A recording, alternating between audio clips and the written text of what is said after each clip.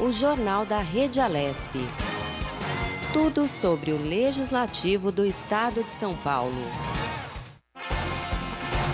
Você acompanha? Olá, tudo bem com você? Muito bom dia, começando bem a semana. Hoje é segunda-feira, dia 27 de abril de 2020. Eu sou Daniel Caniato. E eu sou Caterina Schutte. Está começando o Jornal da Rede Alesp. Jornal da Rede Alesp.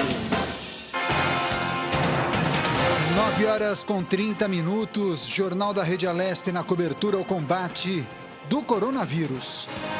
E preparamos para você atualizações e informações sobre a pandemia do novo coronavírus. Entrevistas com parlamentares, com especialistas de vários setores. Tudo aquilo que você precisa saber sobre o que está acontecendo em São Paulo, no Brasil e no mundo. Jornal da Rede Alesp. Girando os destaques, girando as notícias, as secretarias estaduais de saúde confirmam até às 6h30 da manhã de hoje que já são 63.100 casos do novo coronavírus, com 4.286 mortes. Estes são os números de casos confirmados da doença em todo o país. Estes são os números da taxa de ocupação de leitos de UTI em todo o Brasil.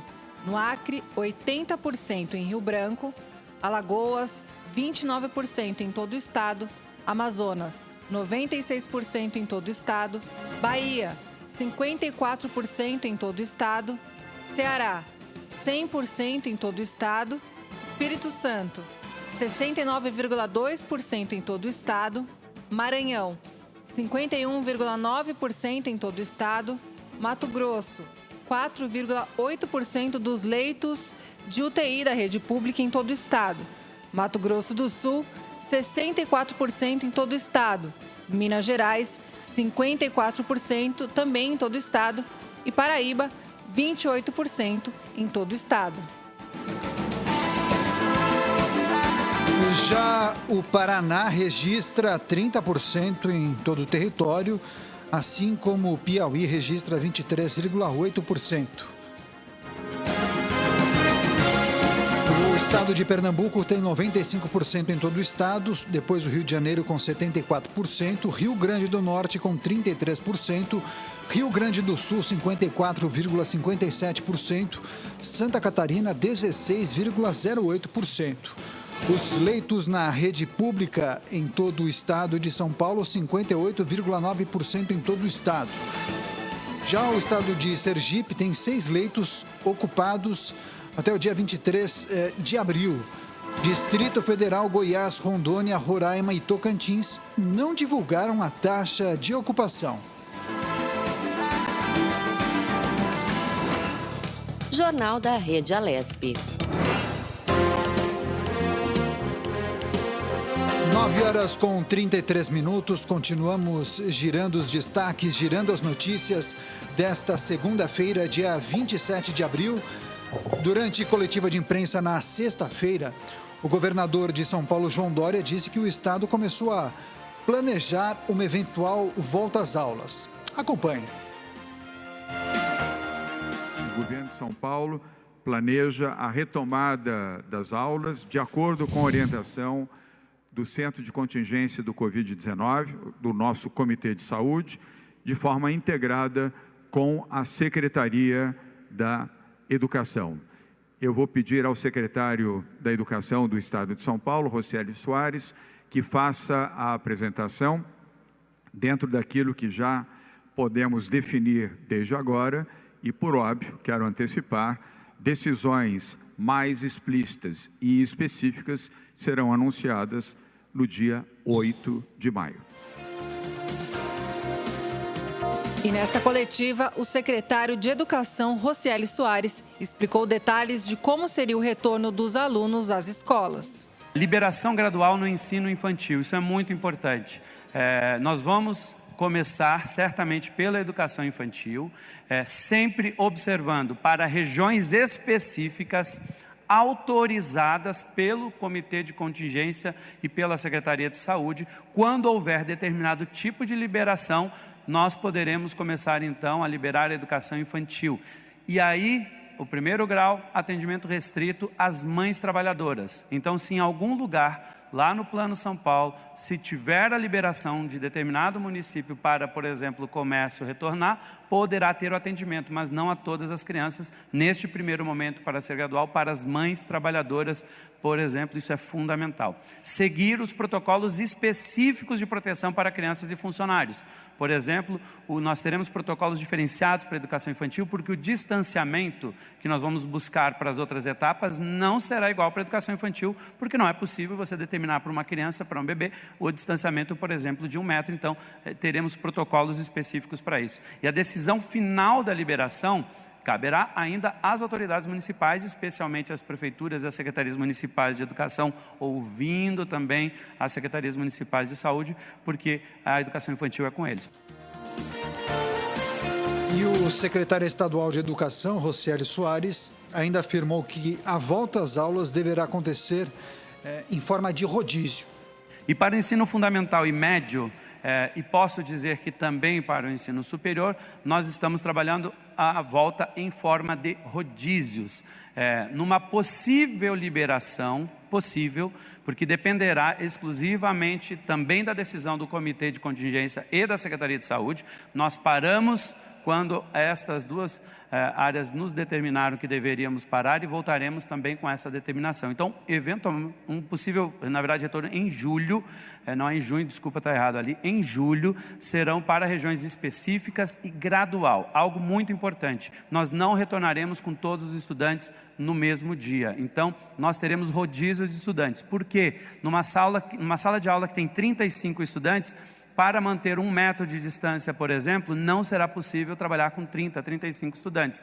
Então, uma parte dos estudantes irão em um dia, outra parte em outro, assim completando o rodízio e continuando com aulas remotas, até que consigamos chegar num nível de liberação total, que certamente será mais para frente, porque a gente precisa manter tanto o rodízio, quanto o distanciamento de mesas e materiais de higiene, por exemplo, que são cuidados que nós estamos trabalhando. Então, esses protocolos ainda estamos fechando em detalhe, serão publicados junto no Plano São Paulo, com todas as instituições, tanto privadas quanto públicas. E o médico infectologista Davi Wippe, que faz parte do Centro de Contingência da Pandemia do Estado de São Paulo, também falou durante a coletiva. Esse centro de contingência está representado por 5 universidades e centros universitários: Unesp, USP, Campus São Paulo e Ribeirão Preto, Unicamp, Unifesp e o Centro Universitário Saúde do ABC. Além disso, de alguns dos principais hospitais privados do Estado de São Paulo, a Secretaria de Estado, obviamente, e os seus institutos. Então, é um grupo composto de especialistas que representam universidades, hospitais públicos, secretaria e hospitais privados. É um grupo talentoso, experiente, individualmente com grandes currículos. O segundo ponto que eu acho importante é dizer que o plano do governo do Estado de São Paulo é um plano muito bom, adequado e oportuno. O mundo inteiro tem planos de saída. E claro que o governo do Estado de São Paulo não poderia ter um plano depois das coisas acontecidas. Este plano, ele é implementado em circunstâncias muito claras, e assim será a posição de sugestão do Centro de Referenciamento ao Governo do Estado, à Secretaria e Governo do Estado. E está baseado, este plano na área de saúde, está baseado em alguns critérios muito claros. Primeiro, a estabilidade e o declínio do número de casos e de óbitos. O segundo, inquéritos soroepidemiológicos, que já estão acontecendo na iniciativa privada, há vários inquéritos muito importantes que nós estamos acompanhando, e também na Secretaria de Estado. Terceiro componente, a capacidade de todo o Estado na resposta aos doentes graves e os doentes que necessitam de UTI. Então, claramente isto. E depois, e isto é muito importante, a continuidade do distanciamento social. Legal, 9h40 após as informações da última coletiva realizada pelo Centro de Contingência do Estado de São Paulo, inclusive com falas do governador, do secretário de Educação e também do médico Dr. Davi Wipp, que é o coordenador desse Centro de Contingência. Seguimos com informações, com entrevistas, porque agora o Jornal da Rede Alesp vai entrevistar Ronaldo Pilatti, ele é presidente da Sociedade Brasileira de Psicologia. Ele vai falar sobre um trabalho super importante que vem sendo realizado no atendimento psicológico aos profissionais de saúde, justamente nesse período de pandemia do coronavírus. Kate. Bom dia, Ronaldo. Seja muito bem-vindo aqui ao Jornal da Rede Alesp. Bom dia, Kate. Muito obrigado pelo convite e bom dia a todos os ouvintes. Legal, doutor. Vamos começar, então, falando desse importante trabalho que vem sendo realizado com os profissionais de saúde. E eu quero, inclusive, começar essa entrevista perguntando como tem sido feito esse trabalho importante junto aos profissionais de saúde neste momento.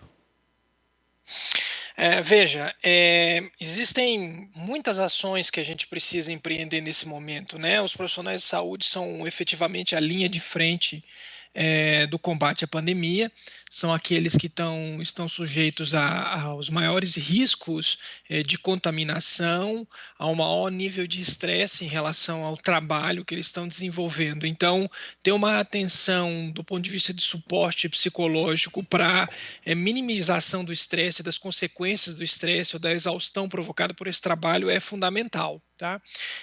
O que a gente tem observado na Sociedade Brasileira de Psicologia, nós estamos tentando auxiliar e dar parâmetros de ações para esse suporte, tanto para profissionais de saúde como para diferentes outros grupos sociais, como para a população em geral, que nós estamos precisando intensificar do ponto de vista de ações organizadas e estruturadas, como fornecer esse tipo de suporte, né? Então, a gente tem visto várias iniciativas, sobretudo pela cobertura dos meios de comunicação, de que estão sendo desenvolvidas algumas ações que parecem de caráter um pouco mais localizado. Mas a gente defende na sociedade brasileira a necessidade da gente ter uma ação um pouco mais integrada nesse sentido, bem como com o desenvolvimento de protocolos de atendimento de primeiros atendimentos de urgência no ponto de vista de suporte psicológico, que eu acho que é algo que a gente ainda precisa caminhar bastante no âmbito do atendimento desse grupo específico, sem dúvida. Ronaldo, é a Kate que está falando, tudo bem? Tudo bom, Kate? Ronaldo, a gente está falando especificamente aqui dos profissionais da saúde, né, que estão aí na linha de frente nessa pandemia, né, do novo coronavírus. Quer dizer, existe essa preocupação, né, com esses profissionais. Além dos profissionais da saúde, a gente sabe que a imprensa também está bastante ativa, os profissionais da segurança pública também. Quer dizer, que dicas a gente poderia dar, né, neste momento, dicas práticas aí para que as pessoas consigam então se adaptar neste momento aí de pandemia? Veja, do ponto de vista dessas categorias mencionadas que estão na linha de frente, os profissionais de saúde, os jornalistas e profissionais de imprensa de maneira geral, que estão também trabalhando de maneira intensa nesse momento, os profissionais de segurança pública, algumas outras categorias de serviço básico também, que também estão em processo de atendimento, né? A gente precisa, antes de tudo, dar informações de que é uma situação atípica que a gente está vivendo, e uma situação que naturalmente vai gerar mais ansiedade, mais medo em todo mundo. Então, acho que o primeiro aspecto é entender que você não está, profissional nessa categoria, não está necessariamente sozinho nesse conjunto de sentimentos, né? Há muito compartilhamento desse mesmo tipo de percepção com todos os outros, ainda que talvez muitos pensem que eles que não estão conseguindo mobilizar recursos para enfrentar uma situação como essa. Não, é uma situação para todo mundo que está nessa linha de frente. Então, acho que o reconhecimento é o primeiro aspecto, o primeiro elemento. a informação e a busca de informação de qualidade, de fonte confiável, é um outro aspecto muito importante, sobre como agir, como se autoproteger, toda a recomendação de higienização frequente de mãos, no caso de locais que não tem necessariamente, ou de categorias que não tem um protocolo para isso, né? É uma realidade diferente com os profissionais de saúde, porque há um conjunto de protocolos de autoproteção que eles precisam seguir. E me parece que uma das coisas que seria também interessante para os outros profissionais que estão na linha de frente é também a criação de protocolos. Eu não sei como é que isso está do ponto de vista da segurança pública, que foi outra categoria que foi indicada, mas julgo que esse tipo de pensamento protocolizado, né, de orientação dos profissionais, de como conduzir, se as instituições assim o fizessem, seria também uma alternativa muito importante para dar mais tranquilidade de trabalho para esses profissionais. Isso também vale para as outras categorias. Por exemplo, os profissionais que estão trabalhando de maneira contínua no atendimento de serviço básico, no transporte de gêneros alimentícios para toda a população. Todas essas categorias, elas poderiam se beneficiar se as instituições que estão por trás também pensassem em orientações protocolizadas de como trabalhar para evitar a autocontaminação, seja por higienização, seja por uso de algum tipo de equipamento de proteção, como máscaras, por exemplo, que tipo de máscaras utilizar, quando utilizar, a orientação desse tipo de uso. Isso é um tipo de iniciativa importante para minimizar um pouco os efeitos de ansiedade, de insegurança no trabalho. No caso das categorias profissionais que já tem os protocolos, é claro que a organização e a mobilização desses profissionais para tentar garantir junto às gestões institucionais a presença dos equipamentos de proteção é uma ação também importante. Então, a troca de informações entre os profissionais, por exemplo, profissionais de saúde, sobre a realidade que a gente tem de presença de equipamentos de proteção também pode ser um outro elemento que possa minimizar um pouco essa situação de maior ansiedade e maior apreensão que naturalmente os profissionais vão ter nesse momento. Então, acho que esse é um aspecto importante. Agora, a gente nunca pode esquecer que autocuidado e autoproteção, ela tem um limite, porque a depender do ponto de nível de estresse que estão esses profissionais, uma ajuda profissionalizada vai ser fundamental para garantir a saúde mental em médio e longo prazo. Então, é muito importante que a gente caminhe de forma rápida no âmbito, por exemplo, das secretarias de saúde estaduais. Aí em São Paulo, sem dúvida, pode-se contribuir muito nisso. Não tenho uma informação mais precisa de como anda isso aí, mas a Sociedade Brasileira de Psicologia, que inclusive é sediada no estado de São Paulo, está disponível para ajudar tecnicamente no que for necessário, para o desenvolvimento de ações mais centralizadas e protocolizadas também de atendimento de emergência, em primeiros atendimentos, no caso de acompanhamento e suporte à saúde mental dos profissionais de saúde. São 9h47. Estamos conversando com o Ronaldo Pilatti. Ele é presidente da Sociedade Brasileira de Psicologia. Estamos falando um pouco sobre o atendimento psicológico aos profissionais da saúde e também de outras áreas, especialmente segurança pública, profissionais de imprensa, em meio a essa pandemia do coronavírus. Agora, Ronaldo, justamente pensando nessa dificuldade na saúde mental dos profissionais de saúde que estão na linha de frente do combate à Covid-19, o Ministério da Saúde vai disponibilizar, a partir de maio, um canal para teleconsulta psicológica para esses trabalhadores. E eu queria perguntar para você, esse tipo de canal, você entende que pode colaborar, ajudar, inclusive, a melhorar o desempenho desses profissionais?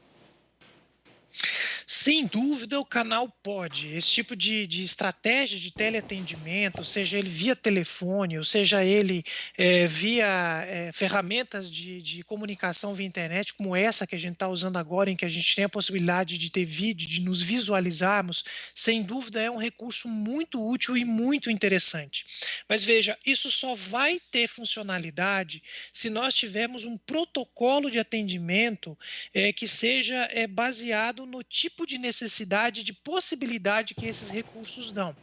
Então, a gente tem que ter em mente também que as ações que a gente desenvolva nesse âmbito, elas precisam ser ações que sejam baseadas em evidências científicas de sua funcionalidade. E no caso de atendimento no âmbito de emergências, como é o caso da pandemia agora, não é qualquer tipo de escuta psicológica que vai ser funcional. Ela tem que ser baseada nos preceitos e princípios daquilo que a gente já tem evidência da literatura científica prévia de que ela funciona mais. E nesse caso, os protocolos de atendimento e emergência, de orientação e emergência focada no aspecto específico, eles são fundamentais. E o serviço precisa priorizar ou ter em mente também uma dinâmica de identificação das demandas diferentes que vão chegar para ele, para se avaliar como que os processos de acompanhamento posterior de um primeiro contato ele possam ser feitos e se eles efetivamente vão ser necessários. Então, é necessário se ter um protocolo, porque se a gente não tiver um protocolo, sobretudo baseado em princípios e evidências prévias de funcionamento, o simples fato de se abrir um canal, mas se não proporcionar nesse canal um tipo de atendimento que ele priorize a situação específica, a gente pode também provocar dano. Se eu fizer um paralelo, veja, esse é um paralelo muito importante, que eu acho que as pessoas talvez entendam mais dessa maneira ilustrada o que eu estou querendo dizer. Apareceu agora, no meio da pandemia, uma série de supostas drogas que vão resolver o problema da doença, que vão livrar as pessoas ou curar ou melhorar o seu quadro. Talvez o caso mais famoso, mais típico, seja a cloroquina ou a hidroxicloroquina, que está sendo discutida em vários ambientes diferentes. O que se defende, o que se argumenta, quem está avaliando pelos olhos da ciência em relação a isso, é que não adianta eu dizer que uma droga, um medicamento, ele vai funcionar se eu não tiver evidência protocolizada de como esse tipo de medicamento funciona. No caso do atendimento psicológico, é exatamente o mesmo raciocínio. Eu preciso ter ações de intervenção protocolizadas, baseadas em evidências prévias, que sejam adequadas para aquele tipo de situação. Então, o serviço de teleatendimento, de atendimento à distância dos profissionais, é uma iniciativa extremamente importante, mas ela só vai ser efetiva se ela for baseada em protocolos de atendimento em situação de emergência, como é o caso da pandemia agora. Isso é muito importante que os gestores de serviços como esse, eles levem em consideração. Nós temos participado na Sociedade Brasileira de Psicologia da troca de experiências que de sociedades de psicologia do mundo todo têm feito para o enfrentamento da pandemia e para a prevenção da saúde mental da população, seja no âmbito de grupos específicos, como os profissionais de saúde, que são um grupo prioritário de atendimento pelas características do que eles estão enfrentando hoje nos hospitais, emergências e outros ambientes de trabalho deles. E essas experiências têm demonstrado que esse teleatendimento é um recurso extremamente importante, mas ele precisa ser baseado em protocolos que levem em consideração a situação e a maneira como o contato é feito, né? Com a duração e capacidade que o contato de teleatendimento ele possui. Então, é fundamental isso, a gente basear e criar os dispositivos de atendimento com base em protocolos que a gente sabe que tem funcionalidade. O simples fato de se abrir e ter alguém para escutar, ou uma eventual visão estreita do profissional que está fazendo esse atendimento, que ele acha que ele está fazendo um atendimento psicoterápico, por exemplo, à distância, isso não é suficiente. E, eventualmente, a depender de como ele for desenvolvido, ele pode produzir mais dano do que benefício. Então, isso tem que ser pensado. De novo, trazendo o paralelo da medicação. Uma medicação que a gente não conhece os efeitos colaterais, ela pode trazer mais dano do que benefício para os infectados pela Covid-19. O mesmo ocorre em atendimentos online de suporte psicológico que não forem pensados para esse tipo de meio, para esse tipo de situação e para o tipo de demanda que está sendo trazida para o sistema. Oi, Ronaldo, é a Kate de novo. Ronaldo, a gente sabe que aqui no Brasil, né, os índices de depressão, os índices de suicídio, inclusive, eles são altos, né? Quer dizer, a saúde mental já é uma grande preocupação aí no nosso país e agora, em tempos de pandemia, eu acredito que essa preocupação aumente muito mais, né? Devido aí às circunstâncias. Quais são os principais problemas, vamos dizer assim, ou as principais queixas que esses profissionais da saúde, né, que é o que a gente está falando aqui em questão, levam, então, aí para esses profissionais da saúde?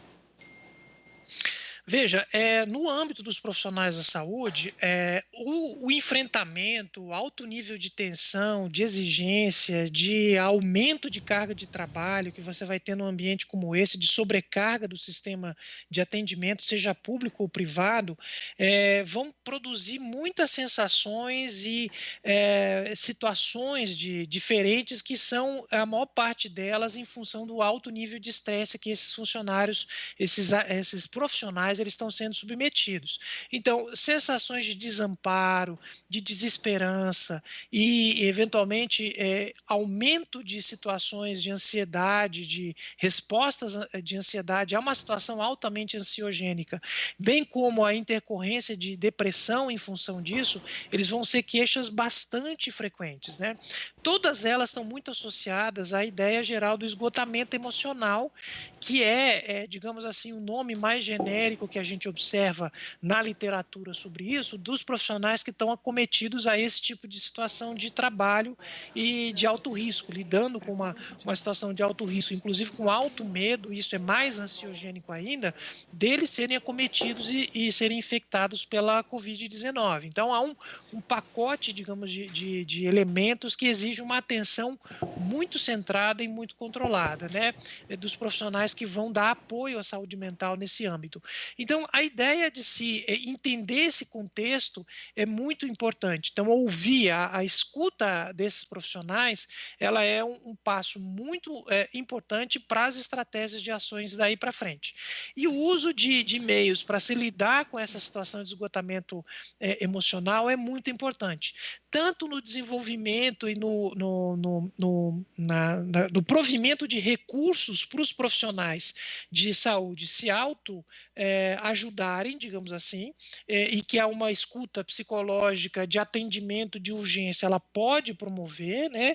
Bem como no pensamento mais amplo da gestão de como é que esse serviço de atendimento ele tem que ser feito na emergência, ou nas UTIs, ou nos âmbitos onde o nível de trabalho, de rotina aumentou, o estresse aumentou, também vão precisar ser combinados para que a gente consiga ter uma redução dos danos da exaustão emocional desses profissionais de saúde que estão na linha de frente do enfrentamento, bem como em curto prazo, como do ponto de vista de médio e longo prazo também para esses profissionais. Porque a gente também tem que considerar que todos os dados epidemiológicos apontam que, no fundo, a gente está no começo de um ciclo, até a gente conseguir ter a população com um nível mais alto de imunização, seja porque ela foi contaminada e criou anticorpos para isso, como também a ação que a gente espera que aconteça no futuro breve da imunização por meio de vacina. Então, no fundo,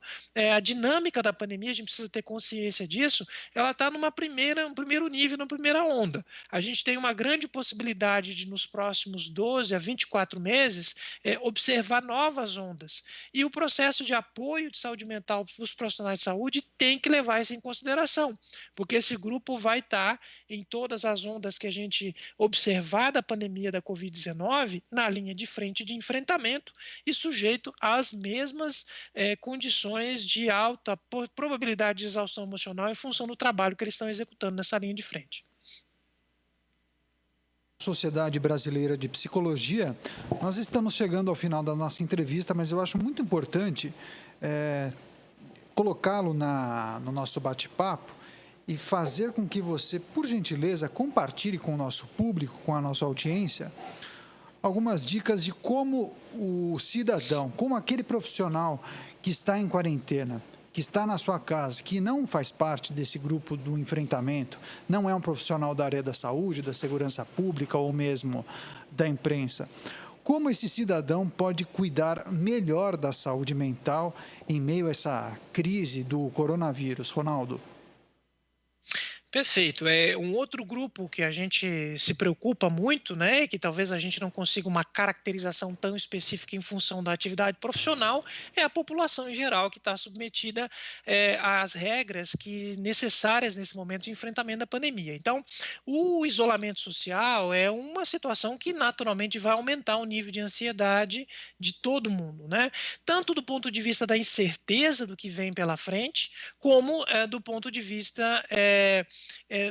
da própria mudança da rotina, de ter que se desenvolver uma rotina no ambiente doméstico, naqueles que têm a possibilidade de ter um ambiente estruturado, que a gente também tem que pensar nisso, porque há populações e grupos populacionais mais vulneráveis que têm menos recurso nas suas próprias casas para enfrentamento, às vezes nem acesso à água e sistema sanitário de maneira mais clara, mais evidente, o que também dificulta as ações de autoproteção deles. Mas um dos primeiros elementos que eu acho que a gente precisa ter em mente é reconhecer que todos estamos nessa situação, o aumento de ansiedade vale para todo mundo. E estratégias importantes para se tentar lidar com isso é a tentativa de criação de uma rotina estruturada, por mais que tenha, você mudou naturalmente isso, você está tendo que ficar mais tempo em casa, não está saindo para trabalhar, por exemplo, mas independentemente disso, é muito importante ter horário para fazer as coisas. Rotina estabelecida, com horário para se começar e para se terminar, por exemplo, atividades profissionais, é uma coisa muito importante. Tem que se estabelecer meios, no caso da atividade profissional, para você conseguir limitar os contatos que esses meios de informação muito rápido eles trazem para a gente. Então, aplicativos de mensagem que instantaneamente trazem demandas de trabalho, as pessoas precisam conseguir colocar um momento em que aquela atividade, do ponto de vista profissional, ela está encerrada, de maneira que ela se venha a ser novamente ativada no próximo ciclo de trabalho, no dia seguinte, em função da rotina estabelecida. E a tentativa, sim, claro, como a Organização Mundial de Saúde vem de maneira sistemática tentando demonstrar para a população que é muito importante manter uma alimentação saudável, manter atividade física de maneira regular e sistemática, são as considerações básicas do que é necessário para a gente ter o mínimo para conseguir passar por essa fase e lidar com as variações emocionais que a gente naturalmente tem nesse ambiente. É claro que situações de agravo que podem acontecer por condições diversas, pessoas com menos recursos para enfrentar essa situação de ansiedade, seja porque já tinham algum tipo de situação de distúrbio anterior até a pandemia, que podem ser agravadas agora, ou pessoas que começam a vivenciar distúrbios de ansiedade maior em função da situação de pandemia, precisam, nesses casos, sim, procurar auxílio e apoio de um profissional de saúde mental que possa lhe dar algum tipo de fornecimento, né? E um último aspecto que eu queria ressaltar é a busca de informação qualificada. Por exemplo, o site da Sociedade Brasileira de Psicologia, convido a quem tiver interesse, pode entrar lá, sbponline.org.br, a gente criou uma página especial com orientações, e algumas das orientações são para a população em geral, com elementos que sistematizam um pouco dessas dicas. Então, a busca de informações de qualidade é importante e nós estamos tentando criar um hub aí do ponto de vista da prevenção da saúde mental nesse aspecto específico. Legal, entrevista muito importante, informações valiosíssimas trazidas pelo Ronaldo Pilatti, presidente da Sociedade Brasileira de Psicologia. Ronaldo, muito obrigado por sua participação, pela gentileza em atender a nossa equipe. Um grande abraço a você. Muito obrigado, eu que agradeço o convite e estou à disposição que a gente precisa conversar amplamente com a população sobre elementos qualificados para a prevenção da saúde mental, que é uma epidemia que a gente também vai viver em virtude da pandemia da Covid-19.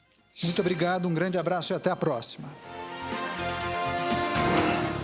Jornal da Rede Alesp.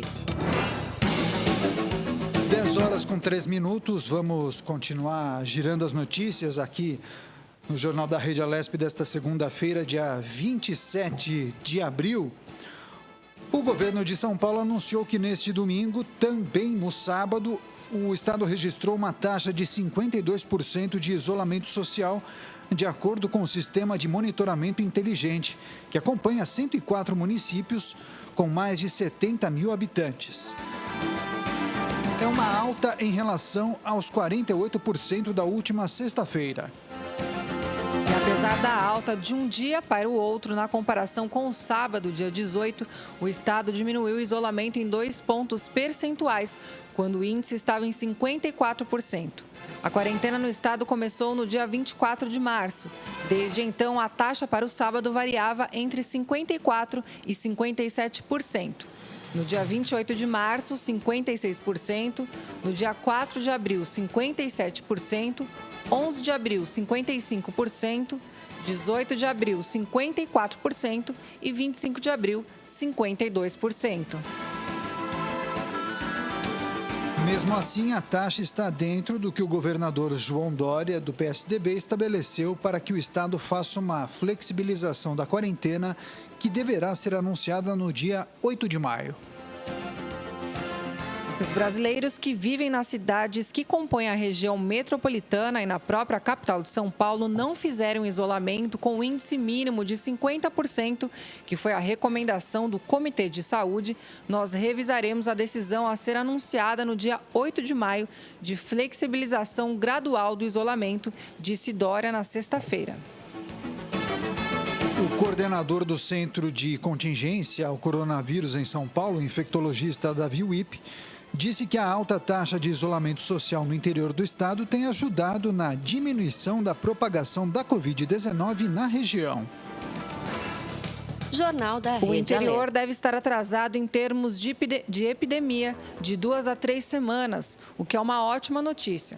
Isso possibilita e possibilitou que o interior se programasse e se preparasse melhor, disse o Wipp. O governo de São Paulo anunciou na quarta-feira, dia 22, a flexibilização do isolamento social. Em uma pandemia como essa, quem determina os nossos passos são a saúde e a medicina. A saúde e a ciência, e assim continuará a partir de 11 de maio, após o término da atual quarentena, que vai até o dia 10 de maio. Vamos levar em conta situações locais, regionais e setores que possam retornar à economia com as devidas medidas de proteção, disse Dória. As autorizações para o funcionamento do comércio vão depender da situação específica de cada cidade ou região do estado. A reabertura deverá respeitar as regras estabelecidas pelo governo. O uso de máscaras é uma delas. A regionalização é extremamente importante porque o país já é heterogêneo, o estado também, e com isso a gente precisa ter essa regionalização devido aos fatores críticos em cada uma delas, afirmou o secretário estadual da Saúde, José Henrique German.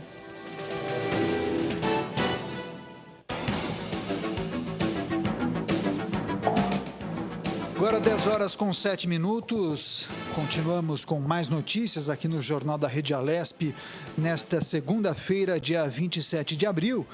Agora eu convido a Renata Mangueira de Souza, ela é advogada especialista em processo civil e família. Ela vai falar justamente como fica a guarda compartilhada dos filhos em um período de quarentena do coronavírus, Kate. Bom dia, doutora Renata. Seja muito bem-vinda aqui ao Jornal da Rede Alesp. Bom dia, eu que agradeço o convite.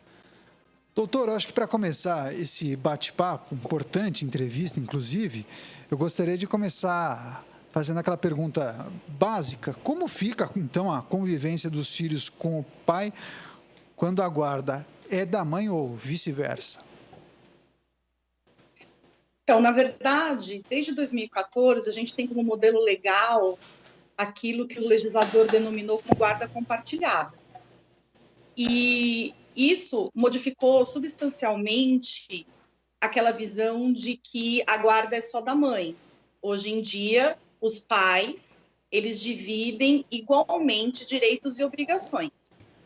Às vezes, por uma questão como que eu posso dizer, da dinâmica familiar, a moradia fica mais com a mãe.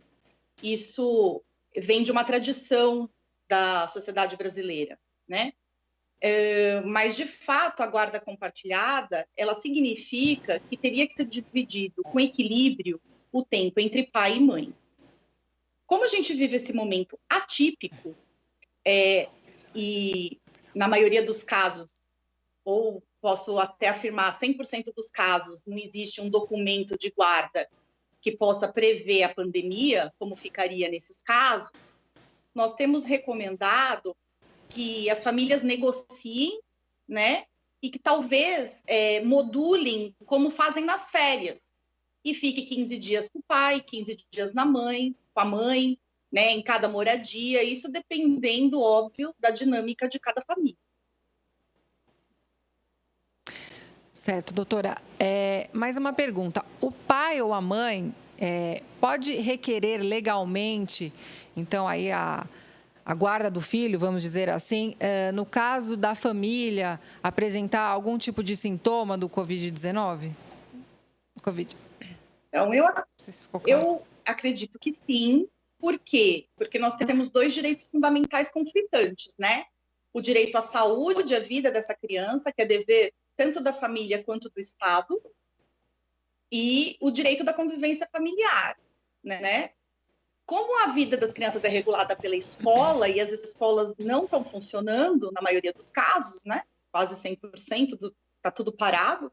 Então, o que prevalece aqui na rotina é a questão da saúde.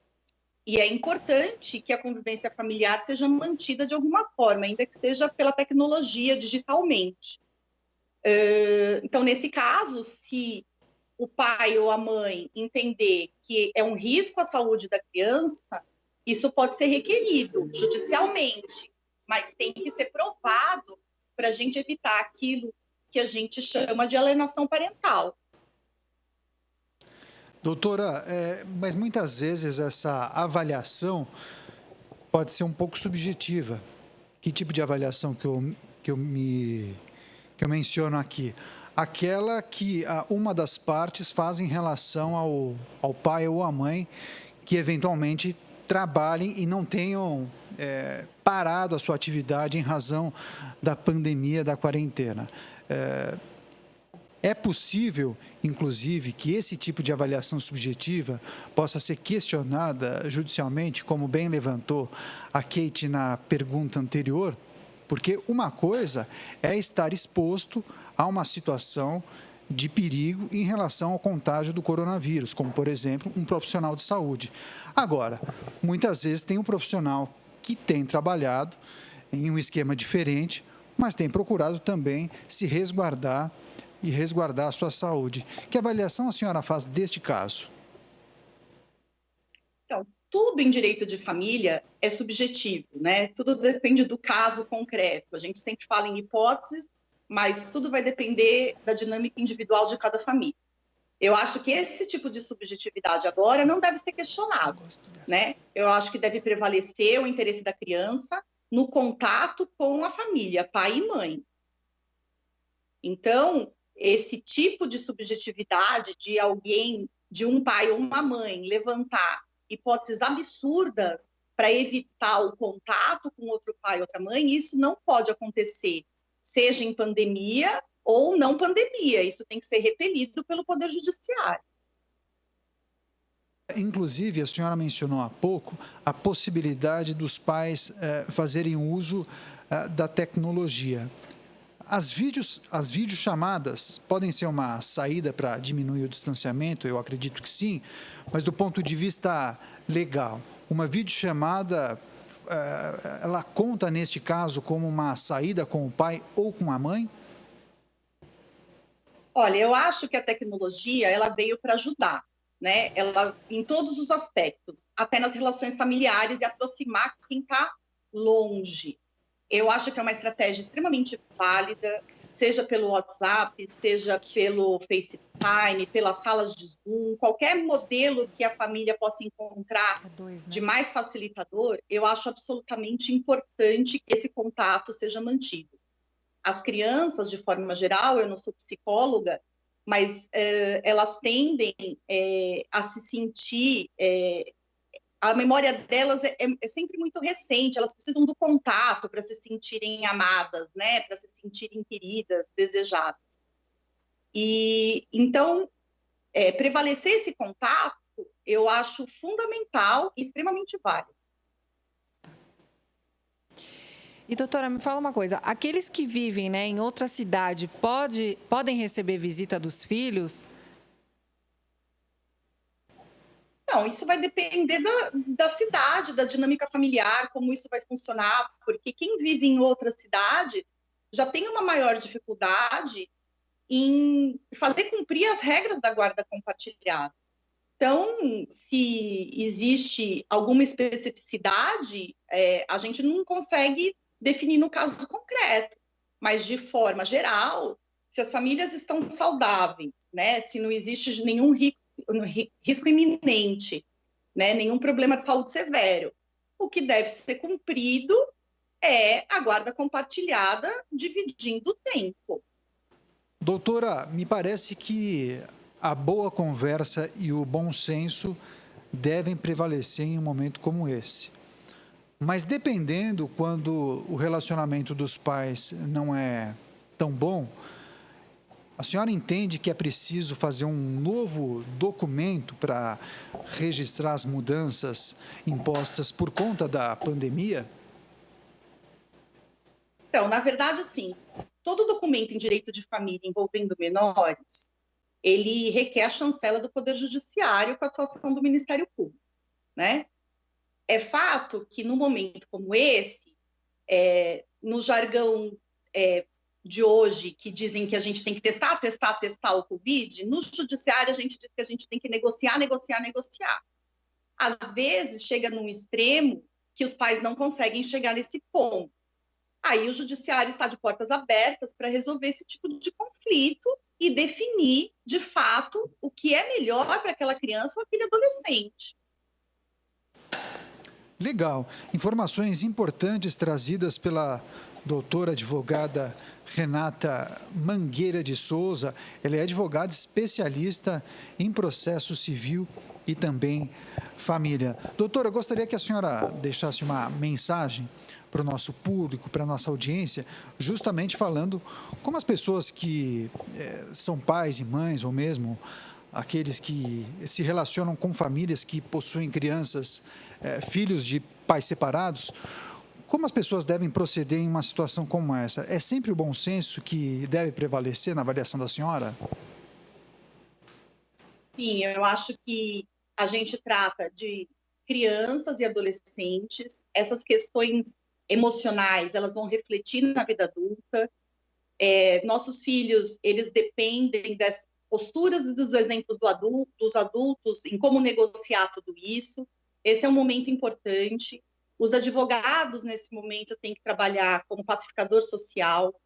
O judiciário está abarrotado, mas ele está de portas abertas para dirimir os conflitos. Não é uma melhor opção, porque, de fato, um terceiro decidir pela vida da gente é bastante complicado, né? O juiz não nos conhece para saber nossa dinâmica e dizer o que é melhor, mas se a gente não consegue dizer o que é melhor, né, a gente tem que se valer do judiciário. Eu acho importante os pais, de forma geral, pensarem que aquele ser é o ser que a gente mais ama. Então, a gente tem que procurar manter a saúde emocional de toda a família, fomentar o contato de qualquer forma, até com os avós, de forma remota e tecnológica, né? Toda a família, para a gente, embora separados, possamos nos sentir juntos como família. Esse conceito não pode se perder, ainda que nesse momento tão difícil, porque passa a nossa sociedade. Legal, nós conversamos com a advogada especialista em processo civil e família, Renata Mangueira de Souza. Doutora, muito obrigado por sua atenção, por sua gentileza e pelas informações trazidas pela senhora aqui nesta entrevista no Jornal da Rede Alesp. Muito obrigado e uma ótima semana para a senhora. Eu que agradeço. Bom dia a todos.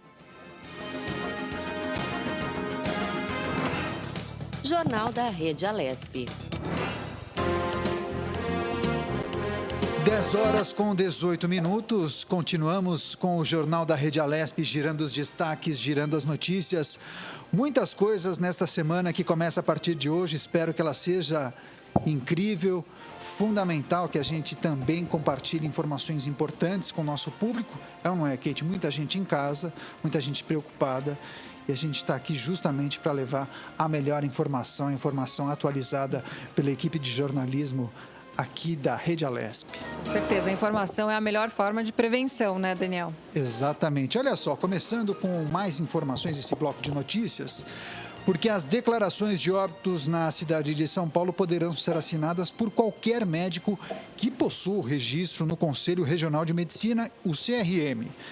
Caso seja constatada a morte natural durante o período de calamidade pública provocado pela pandemia do coronavírus. Esse decreto que autoriza a medida foi publicado no Diário Oficial deste sábado.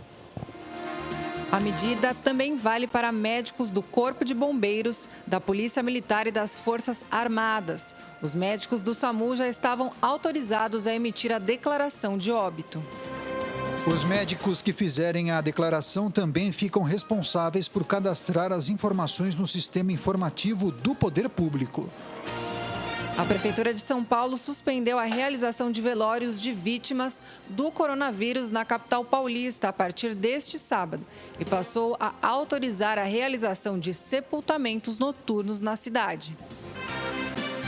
As medidas fazem parte do plano de contingência do Serviço Funerário da capital, que foi detalhado na quinta-feira passada pelo prefeito Bruno Covas, do PSDB.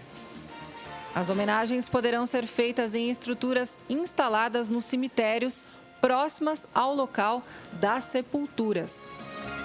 A Prefeitura anunciou também que estão autorizados os enterros noturnos na cidade após as 18 horas, caso o número de sepultamentos diários da cidade seja superior a 400 por dia. Alguns velórios, como o do cemitério da Vila Nova Cachoeirinha da Zona Norte, já começaram a receber, na quinta-feira passada, geradores de energia para garantir a operação no horário noturno. E para dar conta desta demanda, o Serviço Funerário Municipal afirma que contratou 220 coveiros e outros 200 profissionais serão contratados para o período noturno. E ao detalhar o plano de contingência funerária da cidade, o prefeito Bruno Covas anunciou que irá aumentar a capacidade de enterros na cidade de São Paulo com a abertura de 13 mil novas valas e a compra de novas câmeras refrigeradas que podem armazenar temporariamente até 1.000 corpos por dia, para atender ao crescente número de mortes provocadas pela pandemia de coronavírus. A nossa preocupação é de estarmos preparados para organizar e minimizar a dor das famílias, para que elas possam dar um sepultamento digno aos entes que serão perdidos. Por isso, elaboramos este plano de contingência para que a gente possa ter um funcionamento adequado do sistema funerário na cidade de São Paulo, declarou o prefeito Bruno Covas. A compra de 38 mil urnas funerárias para atender a capital nos próximos meses também foi anunciada pelo prefeito e deverão ser entregues até o fim do mês que vem, maio, de acordo com a administração municipal. Jornal da Rede Alesp. 10 horas com 22 minutos, seguimos girando os destaques e as informações aqui no Jornal da Rede Alesp nesta segunda-feira, dia 27 de abril. A Prefeitura de São Paulo confirmou neste sábado que 13 profissionais de saúde do município morreram por causa do novo coronavírus. Já são 3.106 servidores afastados, sendo 713 com casos confirmados e 2.354 com sintomas de gripe. Além das mortes confirmadas pela Covid-19, há também os casos sem resposta.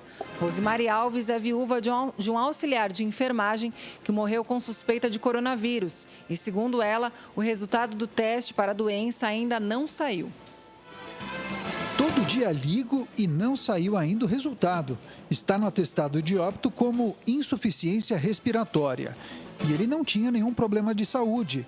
Era uma pessoa super saudável, disse Rosemary. Servidores municipais de São Paulo realizaram uma manifestação em homenagem aos profissionais da saúde que morreram por causa do coronavírus. O ato que aconteceu em frente ao Hospital Tid Setúbal, na Zona Leste, no último sábado, também cobrou estrutura de trabalho, como equipamentos de proteção e insumos e valorização dos profissionais da saúde que enfrentam a pandemia. Jornal da Rede Alesp. 10 horas com 24 minutos, a Prefeitura de São Paulo... Não, minto. A Prefeitura de São Caetano do Sul, município que fica na Grande São Paulo, começou a fazer neste sábado exames de coronavírus em comerciantes e funcionários do comércio. O objetivo é testar 20 mil deles até a próxima sexta-feira, dia 1º, para preparar a reabertura gradual do comércio, que deve ter início no dia 11 de maio no estado de São Paulo. O governo paulista também deve apresentar uma estratégia para a testagem em massa de grupos específicos da população na próxima semana. O teste aplicado em São Caetano é um exame sorológico que mostra se a pessoa tem anticorpos contra a Covid-19. Segundo médicos, este exame pode dar resultado falso negativo se aplicado no início da contaminação, já que não se sabe ainda quanto tempo o corpo humano leva para apresentar anticorpos depois de infectado pelo novo coronavírus. Em São Caetano, o atendimento é feito em várias tendas na garagem municipal. A pessoa tem que mostrar um documento pessoal e outro documento comprovando que atua no comércio da cidade. Depois, uma gota de sangue é colhida na ponta do dedo. O resultado demora de 10 a 15 minutos para ficar pronto. Os comerciantes e comerciários esperam dentro do carro e também têm a opção de pegar o resultado pela internet. Só no sábado foram feitos 564 testes rápidos. Desses, 17 deram positivo. Essas pessoas, segundo a Prefeitura, foram encaminhadas a hospitais da cidade para serem monitoradas de perto.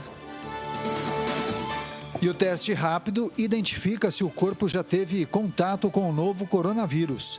É um teste diferente do RT-PCR, que é mais detalhado e que, por enquanto, é destinado apenas aos pacientes internados com suspeita de Covid-19.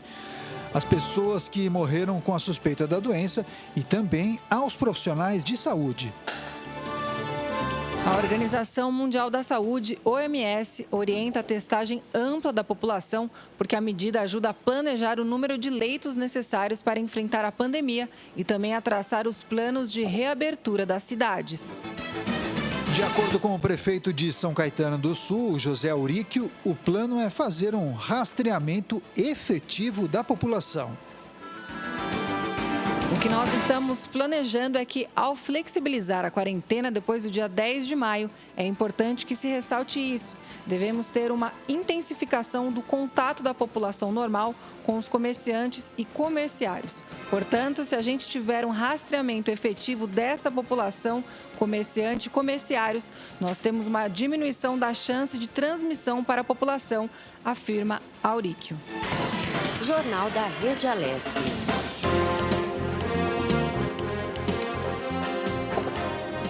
E agora continuamos com mais entrevista no Jornal da Rede Alesp. Agora são 10 horas com 27 minutos. Vamos conversar com o meu xará, Daniel Castanho. Ele é presidente do Conselho de Administração da Ânima. Ele vai falar sobre o manifesto Não Demita. Bom dia, Daniel. Seja muito bem-vindo aqui ao Jornal da Rede Alesp. Bom dia, é um prazer estar aqui com vocês. Ótimo estar aqui com vocês. Legal. Daniel, para começar, gostaria, inclusive, que você explicasse para o nosso público, as pessoas que acompanham agora o Jornal da Rede Alesp, o que é o movimento Não Demita? Então, na realidade, começou com um manifesto que eu escrevi há alguns dias, na verdade, no começo do mês, e depois mais de 40 pessoas, 40 empresários também assinaram junto, aí então virou um movimento. E hoje tem mais de 4 mil empresas que já assinaram, que na verdade é um compromisso da gente não demitir até o começo de junho nenhum funcionário das empresas. Ou seja, é a gente, como empresário, retribuir, assumir esse compromisso para que a gente evite efetivamente um colapso da quantidade de desempregados no Brasil. Então, é claro que muitas vezes já me estão me questionando e dizendo mas é impossível, os pequenos empresários não conseguem, têm que demitir. Mas aqueles que conseguem, né? Assim como o isolamento, não é todo mundo que consegue fazer isolamento, mas se você puder, então você deve fazer isolamento. Do mesmo jeito, se você puder não demitir, então não demita, né? E hoje tem mais de 4 mil empresas, o que significa mais ou menos 1,5 milhão a 2 milhões de pessoas que trabalham nessas empresas e que têm, então, que não serão tidos até o começo de junho. Certo. E Daniel, além de tentar, né, evitar aí as demissões, o manifesto também aborda bastante a questão do trabalho seguro, né, para aqueles que exercem aí funções essenciais. Conta um pouquinho para a gente como que isso é feito aí na prática. Então, na realidade é o seguinte, são as duas coisas, ou algumas coisas. Primeiro, não demitir as pessoas que trabalham com você na tua empresa, enfim, que constrói, que compartilha o mesmo propósito.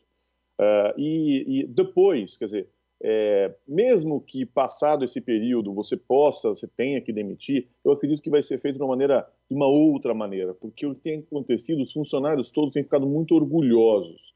E, do outro lado, a segunda coisa é honre o compromisso com os seus fornecedores, porque daí você vai demitir, se você não fizer isso, você vai acabar demitindo de maneira indireta. E, por outro lado, se por acaso você não pode fazer isolamento e você tem que, as pessoas têm que trabalhar, que você faça todo o possível para que dê todas as condições possíveis para que você possa trabalhar. Seja ou à distância, né? Então, home office, enfim, toda a infraestrutura que você precisa, ou, do outro lado, todas as condições de trabalho para que a gente precisa evitar duas coisas, né? Um colapso da quantidade de pessoas que precisem, por exemplo, de UTI. Então, é por isso o isolamento. E, do outro lado, que a gente também não tenha um colapso da quantidade de desempregados no Brasil. Ô Daniel, além da iniciativa e dos movimentos que partem da iniciativa privada, dos empresários, também houve manifestações e iniciativas do governo, especialmente do governo federal, para tentar minimizar os impactos econômicos da pandemia do coronavírus. E eu destaco, sobretudo, a edição daquela medida provisória que permitiu a redução do salário e também a suspensão temporária do contrato de trabalho. O quanto essas iniciativas do governo federal têm ajudado ou colaborado nesse processo? Eu acho que todas as iniciativas, né? Então, essas que você acabou de mencionar, elas são fundamentais. São fundamentais para algumas empresas para que elas possam não demitir. Então, você tem aquelas empresas que elas têm caixa, têm possibilidade de continuar a pagar o salário integral de todas as pessoas e não demitir. E o que você precisa fazer nesse momento, né? Você precisa abrir mão do resultado desse trimestre, do resultado de curtíssimo prazo. Então, é o empreendedor, é o empresário nesse momento, honrando o comprometimento e o compromisso que ele tem com todas as pessoas que trabalham com ele. Se você não conseguir fazer isso, evidentemente, o que você tem que fazer é usar todos esses benefícios do governo para que você possa, então, manter os seus funcionários na melhor condição possível. E aí, sim, em último caso, tem gente que fala, olha, eu vou ter que demitir 10 para manter os outros 40, os outros 50. Tudo bem, então faça isso. Agora, a consciência que a gente tem que ter nesse momento, o empresário tem que ter nesse momento, é que ele vai ter que abrir mão de um resultado de curto prazo para que ele possa efetivamente estar muito mais estruturado e estar todo mundo junto, envolvido. Ele tem que ser transparente, ele tem que olhar todas as pessoas que trabalham com ele como se fossem sócios dele, empreendedores junto com ele. Mas são empreendedores arriscando com o CNPJ do outro. Mas, enfim, se ele olhar dessa maneira, aí sim a gente consegue ter um indicador menor de desemprego no Brasil, o que vai fazer com que a economia volte de uma maneira muito mais rápida. E Daniel, as empresas então simpáticas aí, né, a esse movimento e que querem aderir, como que elas fazem? Qual que é o caminho para isso? Você tem que as empresas têm que entrar o representante legal da empresa, na verdade, tem que entrar no site nãodemita.com, e aí ele inscreve a empresa E aí as próprias redes sociais, quer dizer, é um compromisso, não é um contrato jurídico, não é nada disso, é simplesmente um acordo moral, porque o nome da empresa vai aparecer no site, nas redes sociais, e se porventura ele não honrar e demitir, os próprios funcionários vão entrar nas redes sociais e dizer que está tendo emissão, isso que aquilo. Agora, o que tem acontecido é que tem gente que está falando, olha, eu só vou comprar de empresas que assinaram Não Demita, que estão com essa responsabilidade.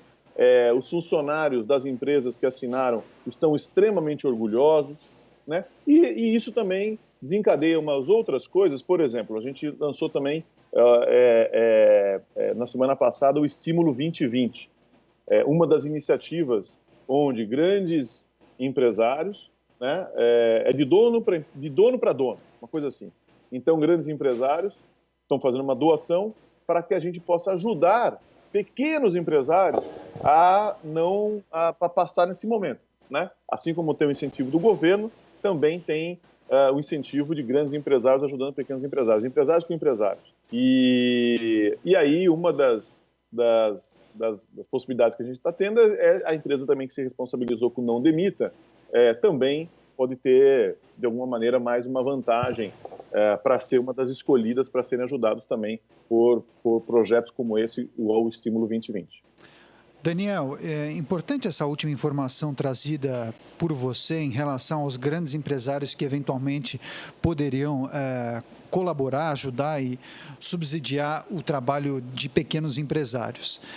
E justamente talvez esse seja um grande problema, uma grande dificuldade num momento como esse. Porque o empresário, aquele que já possui uma empresa mais bem consolidada, com muitos funcionários, aquele que tem mais gordura para suportar uma situação como essa, talvez esse tenha mais segurança para aderir a um movimento como esse. Mas e o caso daquele pequeno empresário, aquele empresário que geralmente utiliza parte do faturamento de um mês para pagar o aluguel do mês seguinte, o dono de um pequeno café, aquele empreendedor que tem 3 ou 4 funcionários. É mais difícil para um empresário desse porte aderir ao movimento Não Demita? Olha só, que a gente, quando você cadastra a empresa, você coloca o tamanho da sua empresa. Então, até 10 funcionários, até 50, até 200, até 500 ou mais de 1.000. E existe uma quantidade semelhante de empresas bem pequenininhas até as empresas muito grandes. Enfim, está muito bem distribuído. O que significa que aquele pequeno empresário, de alguma maneira, ele pode. E claro, os grandes empresários têm que lembrar da época que ele já foi pequeno. Todo mundo começou pequeno, né? Então, eu lembro, na Ânima, hoje somos 8.000 pessoas que trabalham na Ânima, temos 140 mil alunos no Brasil, mas a gente já começou, era pequenininho, e enfrentamos algumas crises. E o que fizemos naquele momento? A gente foi extremamente transparente. Né? A gente mostrou todos os números. No nosso caso, especificamente, a gente tinha comprado uma universidade que estava quebrada. E aí eu tinha duas coisas. Primeiro, ser extremamente transparente. Chame as pessoas que trabalham com você, mostre os números, o faturamento, o que tem de caixa, a dívida, enfim, tudo. E, do outro lado, é muito legítimo. Por quê? Porque não foi você o responsável por essa crise. Né? Então, estava indo tudo bem até 2 meses atrás. E agora, sim, deu um problema. Então, seja transparente e aí você vai ver que vai ter muitos sócios aí junto com você. Você vai ajudar, esses caras vão ajudar a reinventar o modelo de negócio, reinventar projeto, pensar junto. Então, eu acho que o pequeno empresário nesse momento, tem que juntar os seus 10 pessoas que trabalham com você, 15, e de alguma maneira, se chegar à conclusão que não tem jeito mesmo, os próprios funcionários vão te olhar de uma outra maneira e eles mesmos serão comprometidos e falar, tá bom, é melhor a gente sair, melhor a gente fechar, não dá com todo mundo, então pode deixar. E eu acho que a solução vai ser muito melhor, muito mais harmônica, pelo menos muito mais solidária, né? Até mesmo eles podem falar, olha, então eu vou abrir mão do meu salário durante 1 mês, 2 meses, alguma coisa assim. Mas eu acho que a principal coisa nesse momento do pequeno empresário é ele ser transparente com todo mundo e tentar construir uma solução com todos, né? E aí vai sair todo mundo muito mais fortalecido. E, Daniel, como que você avalia, né, a adesão aí por parte das empresas ao movimento? Acho que no início da entrevista você até mencionou a quantidade de empresas que já aderiram ao movimento. Gostaria que você então, repetisse essa informação para ficar bem claro e falasse um pouquinho também do perfil, né, das empresas que têm realmente aderido aí a este movimento. Então, no começo, como eu disse, né, antes da gente lançar o site, foi simplesmente eu mandei WhatsApp, e-mails para alguns CEOs e de grandes empresas, e aí a gente nasceu já com os bancos, o Santander, Bradesco, Itaú assinando, Pão de Açúcar assinando, Suzano, Dasa, enfim, tem 40 grandes empresas, enormes empresas. E aí, em 15 dias, mais ou menos, a gente já tinha mais de 4.000 empresas que aderiram ao Não Demita. E tem empresas do Brasil inteiro e de todas as áreas, né, de todos os segmentos. O que significa que eu acho que de todos os tamanhos também. Então, pequenos empresários, como disse, até grandes empresários. Então, hoje tem mais de 4.000, que significa entre 1,5 milhão e 2 milhões de empregos diretos, né? E essas pessoas também se responsabilizam, têm um compromisso de honrar os seus fornecedores para que, de alguma maneira, também tenham um impacto em relação aos empregos indiretos, né? Como você mencionou, os mais fortes têm que, de alguma maneira, honrar o contrato e ajudar os mais fracos nesse momento. Mas eu acho que é o momento que está todo mundo refletindo e a gente tem que realmente dar as mãos e acho que está todo mundo com uma consciência muito maior, entendendo que você faz parte de um grande ecossistema, né? Não adianta você ir bem numa sociedade que vai mal. Então, eu acho que é um pouco esta mentalidade das pessoas que estão aderindo ao Não Demita.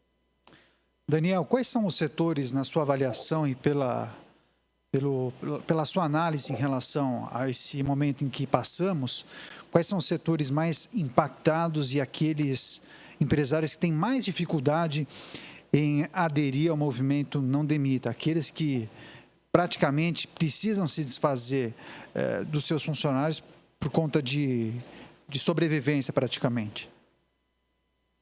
Eu acredito que os setores mais impactados, todo mundo sabe, foi o setor de viagens, né? Então as empresas aéreas, hotéis, enfim. Então eu acho que esses são os mais afetados.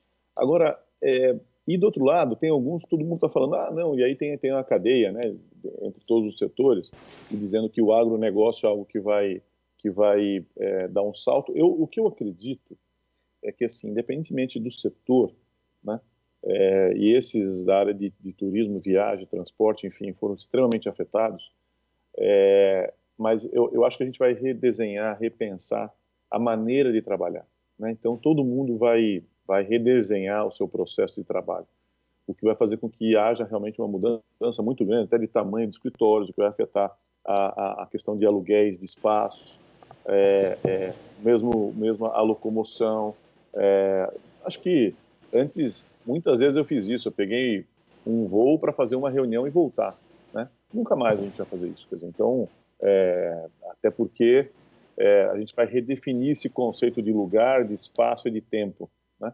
Uma conversa, às vezes você está numa palestra com 1.000 pessoas, aquilo é considerado presencial, né? Ou de perto. E fazer uma videoconferência era considerado à distância, né? Agora, se você fizer a videoconferência com aquela pessoa que estava dando aquela palestra, é muito mais de perto a videoconferência, que um olha na cara do outro, no rosto do outro, no olho do outro, do que uma palestra, por exemplo. O que vai redefinir o que é estar presente e o que é estar distante, né? Eu acho que a gente vai redefinir isso, o que vai fazer com que a gente repense todos os negócios. Então, eu acho que quem for ágil nesse momento, quem tiver aberto, quem não tiver paradigmas e dogmas, vai poder reinventar o seu negócio e sair de uma outra maneira, né? Tem gente que está muito preocupada com o curtíssimo prazo. E quem sabe o curtíssimo prazo não vai mudar um pouco e tal, mas a médio prazo eu acho que os negócios vão mudar muito, né? Veja o setor de educação, por exemplo. Vai passar por uma transformação enorme, né? A transformação que ia acontecer em 10 anos vai acontecer em 2. Então, uma nova maneira de aprender, uma nova maneira de ensinar, uma nova relação com os alunos. Isso vai acontecer, acho que, em diversos setores. Certamente vamos tirar muitas lições desta pandemia e achei muito interessante essa sua última intervenção, viu, Daniel? Porque tenho plena convicção que as empresas vão reaprender a fazer muitas coisas, vão otimizar custos, reorganizar processos. Eu acho que alguns setores, especialmente, vão mudar a maneira de trabalhar no seu dia a dia. Eu acredito muito nisso e concordo com você. Enfim, muito importante a sua entrevista, as informações, e gostaria que você, então, deixasse uma mensagem final justamente para o empresário, pequeno empresário, o médio empresário, ou mesmo aquela pessoa que empreende, que tem uma empresa com muitos funcionários. O que essa pessoa deve fazer para integrar o movimento Não Demita? Como eu já mencionei aqui, eu acho que se todos nós estivermos efetivamente entendendo que você faz parte de um grande ecossistema, veja só, aconteceu uma coisa com uma pessoa na China, olha só o que aconteceu no mundo. Então, o que acontece a 5 quilômetros, a 10 quilômetros da sua casa, nas comunidades, tem tudo a ver, né? Faz parte efetivamente de todos nós, não são coisas mais independentes. Eu acho que a palavra indissociável é o que vai pautar todas as pessoas daqui para frente. A gente vive numa sociedade indissociável, é tudo integrado. Então, o empresário, nesse momento, assim como os médicos, são as pessoas que estão os motoboys, quem está mantendo a cidade limpa, enfim, quem está trabalhando, são os heróis nesse momento para que outros possam ficar de uma maneira isolada. E eu acho que a responsabilidade, o grande legado dos empresários nesse momento é entender, né, que o empresário tem um papel fundamental na economia, né, primordial no processo como um todo, efetivamente, do país, e que, de alguma maneira, não há essa indissociabilidade entre empregados e empresários, né? Estão todos trabalhando pelo mesmo propósito. Então, nesse momento, todo mundo tem que se unir, tem que estar integrado, tem que ser transparente, tem que olhar para os seus fornecedores, não tentando, como aconteceu no começo da pandemia, assim como correram para os supermercados, comprar álcool gel, vários falaram, vou ter que demitir, e demitiram, né? Depois, eu acho que quando você está na tua casa e pensando o que está acontecendo extramuros, eu acho que desenvolveu muito mais essa empatia, né? o olhar para o outro, e eu acho que é com esta visão que a gente vai sair dessa pandemia. Eu acho que esta é a grande responsabilidade dos empresários. Então, se você puder, assuma o compromisso de não demitir. E as empresas que efetivamente, assim como as mais sustentáveis, né, que trabalham com sustentabilidade e não impactam o meio ambiente, são mais valorizadas, quem tem consciência, o capitalismo consciente, quem tem consciência em relação ao seu papel, nesse momento, serão também as empresas mais valorizadas, seja pelos funcionários, seja pelas pessoas de fora, seja pela sociedade como um todo. Então, nesse momento, né, faça a sua parte de empresário, que é tentar fazer o máximo para não demitir. Se não der, tudo bem, mas se não der, inclusive, seja transparente. Não mande simplesmente um WhatsApp, um e-mail, ou faça uma videoconferência para mandar as pessoas embora. Explique, né, de maneira muito honesta, sincera. E aí sim, eu acho que esse amadurecimento e entender essa indissociabilidade entre funcionários e empresários, todos estão compartilhando o mesmo propósito, né, o mesmo objetivo. Eu até digo que, para encerrar mesmo, a gente não deveria pensar que tem funcionário, você deveria pensar que são todos empreendedores, alguns arriscando com o CNPJ do outro, mas todos empreendedores. Se a gente tiver esse olhar, todo mundo integrado, aí sim as empresas vão poder sair dessa crise de uma outra maneira, quem sabe muito melhor do que a gente entrou.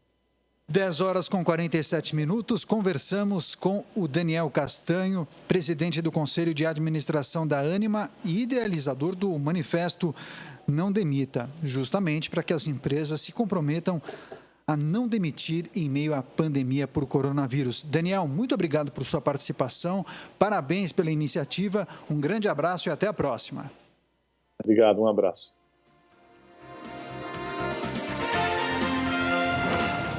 Jornal da Rede Alesp. 10h48, girando e movimentando a equipe de repórteres aqui da Rede Alesp. Quem será que vai aparecer daqui a pouco aqui na tela para trazer informações em Kate? Nosso amigo, né? Nosso colega Sérgio Everton. marcando presença aqui no Jornal da Rede Alesp mais uma vez. Com certeza tem alguma... Tudo bem, Sérgio? Bom dia, Kate. Bom Parabéns dia. aí pelo trabalho, Daniel. Bom dia a todos. Bom dia, né, também aos nossos ouvintes aí, nossos telespectadores da nossa Rede Alesp. Daniel, o seu xará, né, é complicada essa situação, né? Mas ele foi bem correto no que ele falou, essa questão aí do desemprego, né, meu amigo? Não é fácil para as pessoas, não, né? Tentar se adaptar a isso. A situação é muito complicada para o empresário, mas sobretudo para o empregado, né? Mas aí você tem o lado da produção, né, também. A gente tem que ver, sei lá, é chato isso, né? Você fala assim, vamos cortar, sei lá, de uma empresa aí de 100 funcionários, vamos cortar aí pelo menos 20%, 30%. É claro que a gente vê o lado do trabalhador, mas também a gente tem que olhar o lado do empresário, né? Se você não produz, como é que você vai pagar salários, né, para o seu funcionário? Tem tudo isso, né? Então, o que ele colocou é bem certo isso, né? Essa logística dele. Peraí, vamos tentar, né, ver uma outra maneira, né? Tentar aí, a gente vai produzindo aos poucos ou vai tentando, né, achar um meio termo, um caminho para que esses funcionários não percam os seus empregos, né? O que o Daniel falou é muito importante, a gente tem que ficar atento a isso, né, Daniel? É uma pena, mas, como eu disse, não é culpa de ninguém. Ninguém tem culpa disso, né? Exatamente. O culpado é Temos de esse coronavírus, nos acertar, essa pandemia que a gente está vivendo. Temos de nos acertar para tentar passar por isso sofrendo menos, né? Eu acho que certamente vamos tirar algumas lições dessa pandemia. E o que você nos traz hoje, hein, Sérgio? Olha, Daniel, eu gosto de falar aqui também do trabalho, né, dos nossos parlamentares aí fora da Assembleia Legislativa, né? De vez em quando eu cito aqui os deputados, não dá para fazer, claro, ao longo do tempo, mas são 94 deputados. Mas é importante a gente citar aí o trabalho dos parlamentares fora da casa, né, como a deputada Maria Lúcia Amari, né, do PSDB, a deputada que é ali da região de Sorocaba. Olha que legal, ela está feliz, muito feliz, viu, Daniel e Kate, pela conquista aí da liberação de R$1,5 milhão de reais, em meio aí, junto aí ao governo, né, do estado, para ajudar os municípios aí da região dela, né? Quer dizer, Sorocaba é grande, né? Tem a região e tem vários municípios aí em volta aí para o custeio da saúde, né, no combate aí ao coronavírus. A aquisição, como eu disse agora, também de ambulâncias, né? Isso é muito legal, é muito importante. São 12 municípios aí que vão ser beneficiados com esse montante, vão ser distribuídos aí na região de Sorocaba. Então é muito legal, a gente precisa estar enfatizando aqui, mostrando o trabalho também dos nossos parlamentares fora da Assembleia Legislativa, né? Muito legal isso da deputada Maria Lúcia Amari, junto ao governo do estado, essa arrecadação, esse montante aí de R$1,5 milhão que vão ser destinados aí para essas compras aí de ambulâncias para a região aí de Sorocaba, né?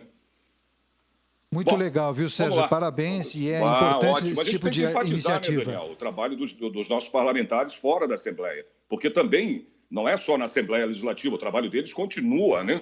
Aí fora, nas suas regiões, nas suas bases, são 94 deles, são 94 deputados aí, e mais da metade aí tem a sua base fora aqui da cidade de São Paulo, no interior. Então, eles continuam trabalhando, eles não param. É muito bom a gente estar sempre lembrando disso aqui, né? Do trabalho deles fora da Assembleia Legislativa. Muito importante. Olha, exatamente. Eu tenho umas notícias aqui também ótimas, viu? Como a minha parte aqui é falar de notícias boas, né? Ao contrário dessa pandemia, né? Desse coronavírus. O Brasil, para você ter uma ideia, Daniel e a Caterina, recebeu aí o primeiro lote de compra de 10 milhões de testes contra aí a Covid, né? Chegaram, então, portanto, os primeiros 500 mil testes para o diagnóstico da Covid-19 comprados pelo Ministério da Saúde, né, aqui do Brasil, via Fundo Estratégico, o OPAS, que é uma organização pan-americana de saúde. Esse é o primeiro lote de um montante aí de 10 milhões de testes rápidos adquiridos com recursos aí do governo brasileiro. Muito legal. Os testes são do tipo RT-PCR. Eles detectam, né, se a pessoa está infectada com o coronavírus, que é o causador da Covid-19, e serão enviados para a coordenação de armazenagem e distribuição logística de insumos estratégicos para a saúde, que é o COAD do Ministério da Saúde aqui do estado de São Paulo, né? Logo depois, em seguida, eles serão distribuídos aí conforme, né, o planejamento do governo federal. Claro, né? Precisa ser planejado para ver essa distribuição, né, igualitária para todos, né? A previsão é que os demais lotes, são 10 milhões de vacinas, cheguem aqui ao Brasil logo nas próximas semanas. São 10 milhões de testes, né, para o diagnóstico da Covid-19. Eles foram produzidos pelo laboratório CGN, que fica na Coreia, né, na Coreia do Sul. Então, é uma ótima notícia para a gente aqui. São testes, né? A gente vai realmente ter, pelo menos, vamos dizer assim, desafogar, né, um pouco essa nossa situação do coronavírus. Eu tenho certeza, e a gente torce para isso, né, que dê certo esses testes aí da Covid. E também temos aqui um tratamento brasileiro, sabe com quê? Com anticoagulante, que tem sucesso aí contra a Covid. O uso de um anticoagulante em pacientes com Covid-19 aqui no Brasil apresentou resultados altamente promissores. Olha que notícia legal, né? Dos 27 pacientes que receberam esse tratamento experimental, 25 deles, olha só, Daniel, já estão recuperados e 2 ainda permanecem hospitalizados, né? Esse tratamento brasileiro está sendo testado no Hospital Sírio-Libanês desde o final de março. Ele foi aplicado também em hospitais da rede municipal aqui de São Paulo, em pessoas entre 39 e 96 anos de idade. Alguns deles, né, cardíacos e diabéticos. O estudo ele é coordenado pela pneumologista Eunara Márcia Negri, que é médica, né? Ela é médica e também professora. Ela é médica do Sírio-Libanês e professora de patologia da Faculdade de Medicina da USP. Quer dizer, são notícias aí, né, ótimas no Brasil e que deixa a gente um pouco mais aliviado, né? Não que o problema não está, claro, resolvido, não tem, isso demora, como a gente tem falado, né? Uma vacina para ser criada, como eu sempre enfatizo aqui, leva pelo menos 2 anos, né, para ser desenvolvida, para ser testada, para ter eficácia, né? E também na Alemanha e no Reino Unido, olha aí, começam os testes de vacinas em humanos. Está começando, eu falei disso no final dessa semana passada agora, né?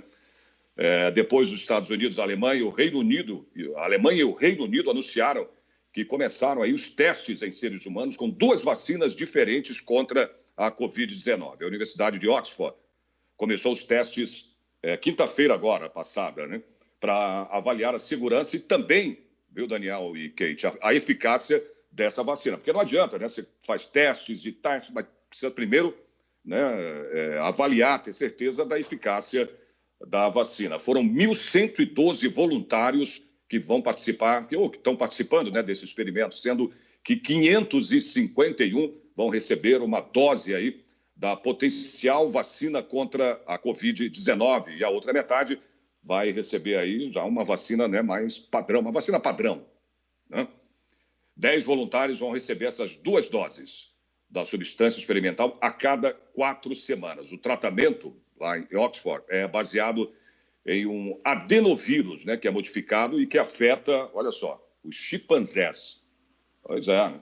Quer dizer, são notícias aí, viu, Kate e Daniel, muito boas para a gente, né? Tanto aqui, essas 2 notícias que eu dei aqui agora no Brasil e essa lá na Alemanha e no Reino Unido. Quer dizer, ninguém está parado. Então, as pessoas, né, os cientistas estão correndo atrás para descobrir, né, uma vacina que acabe com esse coronavírus. Uma outra coisa, agora, terminando isso, eu quero saber de vocês. Vocês são atletas? Ô, Daniel e Kate. Atleta seria um exagero, viu, de Sérgio? alcova, seria o quê? Atleta de alcova? Não. Vocês correm, fazem Sérgio, exercício? muito Eu cedo ainda, sim, Sérgio. Né? Não agora, 10h57, claro, pô. Sérgio, eu faço caminhadas leves, né? Eu acho que isso não é... É bom, mas acho que eu não sou uma atleta, porque caminhadas leves eu acho que é uma obrigação, né? De cada um aí. Procuro correr pelo menos 5 quilômetros por dia, Sérgio. Não agora, nessa fase, né? Nessa quarentena, né, Daniel? Claro que não. Claro que não. Claro que não é pra... A não ser em casa, né? Que nem você já viu no Globo Esporte, na Globo, eles passam a parte de esporte, o nego joga lá, ficam jogando na mesa com panela, né? Os jogadores de tênis. É muito legal isso, né? Mas uma maneira importante se exercitar, correndo em volta da sala, da mesa. Mas é importante se exercitar. Exatamente. Então eu vou falar uma coisa importante. Claro, a gente procura apurar, né, Daniel e Kate? Nós somos jornalistas, a gente procura aí apurar as notícias, né? Porque você tem as notícias fake, né? E você tem que dar a informação correta, mas a gente tem as nossas fontes, claro, né? Mas sempre precisa estar atento a isso, né? Mas eu recebi aqui uma notícia sobre essa questão dos atletas, né? Principalmente as pessoas que eu brinco às vezes, são atletas de alcova, né? Que correm aí, como eu, como o Daniel, a Kate, né? A gente não somos aí atletas profissionais, a gente não precisa ter, mas a gente gosta de manter, né, o corpo, manter o físico, né? E a gente faz aí as nossas corridinhas, né? Isso é legal, é muito bom, faz bem, né? Caminhar, principalmente, é bem melhor, viu, Daniel, do que correr, né? Porque para correr você precisa estar preparado para isso, né? Principalmente em termos médicos, né? Porque se você tiver algum problema, né, corre o risco aí de acontecer alguma coisa nessa corrida. Agora, caminhar não. Qualquer pessoa pode fazer isso e é um exercício, né? A orientação aí que a gente tem, por exemplo, né, as pessoas que gostam de manter o físico, de correr, né, é aquela distância, né, de 1,5 metro a 2 metros de uma outra pessoa. Mas é complicado, viu? Essa aí tem sido, portanto, a orientação das autoridades sanitárias aí da maioria dos países. Mas, veja bem, não sou eu, não é fulano, mas segundo o estudo publicado por 2 universidades europeias, ela só é válida para quem está parado. Tá vendo, Kate? Essa questão da distância de 1,5 metro para 2 metros só vale se você estiver parado. Veja só, hein? Segundo o estudo aí, né, dessas 2 universidades europeias, ao caminhar ou correr, o indivíduo pode exalar ou inalar microgotículas contendo o vírus aí num raio, sabe de quantos metros, Daniel? Eu chutaria 10 metros. Exatamente. Você está sabendo, vocês já falaram sobre isso hoje? Não. Foi um chute mesmo. Foi um chute, foi um palpite. Então você chutou, não, você acertou. Exatamente. Tá vendo? 10 metros, Daniel. Os cientistas, eles utilizaram aí um túnel de vento e ferramentas da CFD. A CFD é o Fluidodinâmica Computacional. Brincadeira, né? Para entender como as partículas contendo o vírus podem se espalhar dependendo aí da atividade física que uma pessoa está realizando, né? Ao correr ou andar, por exemplo, de bicicleta, o indivíduo se desloca muito mais depressa do que se estivesse andando. Isso é claro, né? Você está correndo, você está andando de bicicleta, você está muito mais veloz, né? Você não está parado. Veja bem, essa distância de 1,5 metro, segundo os estudos, 1,5 metro a 2 metros, é você parado, você e a outra pessoa parada. Agora, caminhando ou correndo, ou andando de bicicleta, né? Aí você tem uma velocidade, né, muito maior. Então, não tem jeito. Significa que se ele for portador assintomático do SARS-CoV-2, assintomático por quê? Porque ele pode ter o coronavírus, né, e não se manifestar. Isso se chama o indivíduo assintomático, né? Ele é portador, né, do coronavírus, do vírus, né, mas o vírus ele não sai, ele não se espalha, mas ele é portador, ele pode passar, sim, o vírus. Ele só não tem os sintomas, né, melhor dizendo. Os sintomas é que o assintomático não tem, mas ele pode sim passar o vírus para uma outra pessoa. Ele pode se espalhar aí para uma área muito maior, inclusive os praticantes de atividades físicas também correm o maior risco de pegar o vírus, justamente porque se deslocam, como eu falei agora, mais depressa, né? Andando de bicicleta ou correndo ou andando.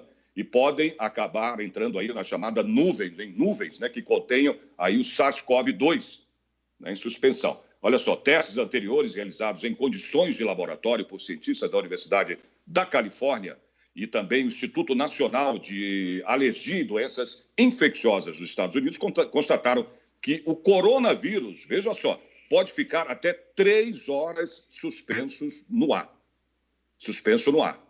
Quer dizer, é muito tempo. né, Daniel e Kate? Já foi demonstrado aí que o coronavírus pode ser transmitido pela fala. E agora acredita-se também que isso possa ocorrer por meio da respiração. Então, gente, essa distância de 1,5 metro a 2 metros é para as pessoas que estão ali paradas, né? Por exemplo, numa fila, né, de supermercado, de uma farmácia, enfim. Você mantém essa distância de 1,5 metro a 2 metros. Para quem faz exercício, que corre, né, anda de bicicleta, como diz aqui, né, a notícia, a velocidade aumenta, então, claro, a distância também tem que aumentar. Então, 10 metros seria o ideal de distância. É complicado, né, Daniel? As pessoas ficarem nessa distância quando estão fazendo exercício na rua ou correndo. Quer dizer, o ideal, então, né, Sérgio, é que... Oi? O ideal, então, em tempos aí de pandemia, é que quem for se exercitar, então, vá sozinho, né? Não vá em dupla. Exato, muito bem. Justamente por esse aspecto também que você menciona dos assintomáticos, né? Como os especialistas têm dito aí, muita gente vai ser assintomático, quer dizer... É, porque você não sabe, exatamente. Exatamente. Vai contrair o vírus, não vai manifestar e vai circular aí numa boa, achando que está tudo bem. E, na verdade, estará aí contaminando, né, os demais. Exato. Então... se você puder manter se você estiver andando de bicicleta, né, ou correndo ou andando, se você conseguir manter essa distância de 10 metros, ótimo, maravilha. Porque tem sentido o que eles dizem aqui, né? Porque você está correndo, o vírus está com muito mais, né, velocidade. Você está na velocidade, você está correndo, você está andando, né, ele vai se propagar mais rápido, vai ficar nas nuvens e mais rápido. Então, a distância tem sentido isso, se você pensar bem. Com certeza. Né? E você sabe que esse é um aspecto que me chama bastante atenção, porque eu moro próximo de uma praça onde as pessoas costumam ir se exercitar. E o que eu tenho notado nos dias que eu saio, né, de casa, que eu venho trabalhar, enfim, eu vejo que as pessoas... eu vejo aglomerações nas praças, pessoal jogando futebol, se exercitando... Quer dizer, ainda existe aí uma parte da população que ainda não entendeu, né, Sérgio, os riscos, então, em que essas pessoas estão se expondo nesse tipo de atividade. Eu acho que é importante essa informação que você está trazendo para reforçar, porque as pessoas estão com essa ideia de 1,5 metro, então estão achando que, em qualquer circunstância, manter aí a distância de 1,5 metro está tudo certo. Mas... Quando a gente fala de exercício, de esporte, quer dizer, a pessoa transpira, sua ali, quer dizer, sim, claro. a chance de haver aí uma contaminação é muito maior, né, Sérgio? Bem maior. Porque você está correndo, você está se movimentando, o vírus também. Então, ele está junto ali, ele está com mais velocidade e vai chegar mais rápido na outra pessoa. É difícil manter uma distância dessa de 10 metros? Mas, se você puder, né, faça. Se você realmente não se segurar dentro de casa, eu não aguento mais... Eu preciso, ainda mais quem está acostumado, né, a se exercitar, como você bem disse aí, que onde você mora tem isso. Você imagina eu aqui, Kate, estou quase trocando o teu nome, Caterina. Imagina eu que moro na região aqui da Paulista, querida, que tem esse fechamento da Paulista aos sábados e domingos. As pessoas estão acostumadas, né, a se aglomerarem aqui na Paulista, é gente pra caramba. Essa semana também, esse final de semana... Eu estava olhando aqui na televisão, mostrando a Paulista, eu fiquei impressionado. O tanto de gente, de carro e gente. Olha, o carro está até tudo bem, entendeu? Você vai falar, se a pessoa está dentro do carro, também tem os seus perigos, né? Mas eu fiquei impressionado com um montante de gente andando para lá e para cá na Paulista, correndo, né, fazendo exercício de bicicleta, de tudo, e com a distância bem reduzida, 1 metro, 1 metro e pouco. Eu falava, meu Deus do céu... Se você puder manter essa distância de 10 metros, você que gosta de se cuidar, entendeu? For correr ou andar na rua, né? Não tem jeito. O certo é sair de casa só em extrema necessidade, mas é complicado, entendeu? A gente está falando isso já com quase 40 dias aí de quarentena. Não é fácil. Eu volto a repetir sempre aqui, o ser humano não foi criado para isso. Nós fomos criados para sermos livres. Mas, infelizmente, por essa pandemia, a gente tem que cumprir essas determinações da Organização Mundial da Saúde. Tem que ficar em casa, mas se você tiver que sair, fique alerta, então. Com certeza. A dica. Em vez de manter 1,5 metro, puder conseguir manter pelo menos 10 metros de distância, já seria muito bom, né? Se você for correr ou andar de bicicleta. E foi o que a gente falou na semana passada, né, Sérgio? Que a quarentena não é férias. Quer dizer, além das pessoas não saírem aí em dupla para se exercitar, também não é o momento de fazer churrasco, de fazer festa, de se reunir na casa dos amigos. Quer dizer, é um momento de isolamento mesmo, né, Sérgio? Mas você viu o que deu com esse negócio de churrasco, que foi o nosso primeiro caso no Brasil, né?